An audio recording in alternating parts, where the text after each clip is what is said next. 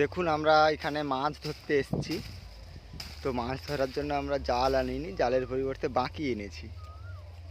তো এখন আমরা খেজুর গাছের ডালগুলো, গোড়ার দিকে ডালগুলো কেটে নিচ্ছি খেজুর গাছের কোনো রকম ক্ষতি না করেই। তো এইগুলো এর পরের ব্যবহারও আপনাদের দেখাবো। বেশ কিছু পরিমাণ সংগ্রহ করতে হবে, কেননা সাইডে হাইটটা বেশ ভালো মতোই অনেকটা জায়গায় আমাদেরকে আটকাতে হবে খেজুরের পিছে দিয়ে, যাতে মাছগুলো গলে না চলে যেতে পারে।